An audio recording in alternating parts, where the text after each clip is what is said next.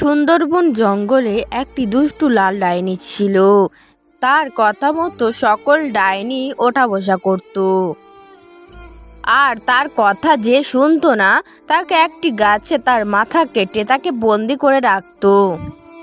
যে ডাইনি, আমি তোকেই বলছি, যা এক্ষুনি যা, আমার জন্য শিকার ধরে নিয়ে আয়। এটা কোনো ব্যাপার হলো নাকি ডাইনি মা? আমি এক্ষুনি যাচ্ছি শিকার ধরতে, এই তো এক্ষুনি। তারপরে লাল ডাইনির কথা শুনে সে শিকার ধরতে চলে যায় আর একটি গাছে চুপচাপ বসে থাকে কখন শিকার আসবে। তারপরে ওই গাছের পাশ দিয়ে যাচ্ছিল একটি ছেলে। ডাইনি ওকে দেখা মাত্রই নিচে নেমে আসে। আমি পেয়েছি, এই তো শিকার, একে আমি ধরে নিয়ে যাব। তারপরে ডাইনি ছেলেটিকে অজ্ঞান করে তাকে টানতে টানতে নিয়ে চলে যায়।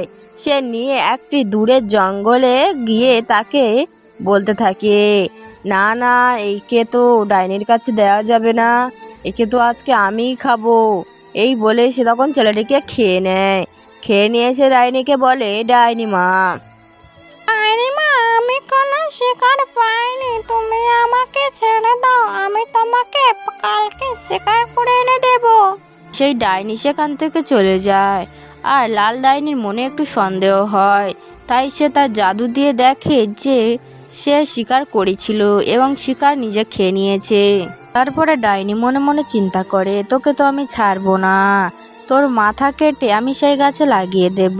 এরপরে ডাইনি সেখানে যায় আর তার জাদু দিয়ে সেই গাছটি বার করে। তারা অনেক আকুতি মিনতি করতে থাকে, কিন্তু ডাইনি তাদের কোনো কথা শোনে না, কারণ ডাইনির মন ছিল পাষাণ, তাই তাদের কথা ডাইনির কান পর্যন্ত পৌঁছায়নি। এদিকে ডাইনি সেই খুঁজতে থাকে, আর তারপর সেই দুষ্টু ডাইনিটি গিয়ে একটি কুয়োর ভিতর লুকিয়ে পড়ে আর মনে মনে চিন্তা করে, ডাইনি তো কোনোদিনও আমাকে পাবে না, আমি এবারে কুয়োর ভিতর লুকিয়ে থাকি। কিন্তু লাল ডাইনি তো ছাড়ার পাত্র নয়। সে তখনই গিয়ে এদিক ওদিক খুঁজে থাকে। খুঁজে খুঁজে সে না পেয়ে সে তখন তার জাদু শক্তি দিয়ে দেখে যে ডাইনি কোথায় আছে। সে তার জাদু শক্তি দিয়ে দেখতে পায় সেই ডাইনিটি একটি কুয়োর ভিতর লুকিয়ে আছে। ডাইনি তখনই সেই কুয়োর কাছে যায় আর গিয়ে দেখে, বলে, এই ডাইনি, তাড়াতাড়ি বেরিয়ে আয়, না হলে তোকে তো আমি খেয়েই ফেলবো। ডাইনি কোনো কথাই বলে না, সে তখন চুপ করে থাকে। আর লাল ডাইনিটা আবারও বলতে থাকে, এই ডাইনি, তাড়াতাড়ি বেরিয়ে আয়, নাহলে তোর মাথা কেটে আমি এক্ষুনি ওই গাছে লাগিয়ে দিয়ে আসবো। ভয়ে ডাইনিটি বের হয়ে আসে আর ডাইনির কাছে আকুতি মিনতি করতে থাকে যে, ডাইনি মা, তুমি আমাকে খেও না, আমি তোমার জন্য কালকে শিকার করে আনবো। লাল ডাইনি তখন চিৎকার করে হাসতে হাসতে বলে, এই ডাইনি, তোকে তো আমি আজ মেরেই দেব, বলে তার মাথা কেটে নিয়ে সে তখন সেই গাছে গিয়ে লাগিয়ে দেয়। তারা কয়জনে ডাইনির কাছে আকুতি মিনতি করতে থাকে, কিন্তু ডাইনির মন ছিল পাষাণ, তাই তাদের কথা ডাইনির কান পর্যন্ত পৌঁছায়নি। তাই ডাইনি বলতে থাকে, তোরা এখানে থাক, আমি তৎক্ষণ আর একটা ডাইনিকে দেখি যে আমার শিকার ধরে নিয়ে আসবে।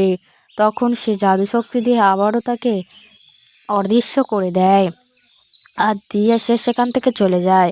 বন্ধুরা, গল্পটি ভালো লাগলে অবশ্যই ভিডিওতে একটি লাইক দিয়ে চ্যানেলটিকে সাবস্ক্রাইব করে দিও, আর পাশে থাকতে ভুলো না। পাশে থাকা ঘন্টাটা বাজিয়ে দিয়ে আমাদের সাথে থাকুন। বন্ধুরা, একটা ভিডিও করতে 4 থেকে 5 ঘন্টা সময় লাগে, আর আপনাদের একটা লাইক তো বাস, আর কিছুই বললাম না।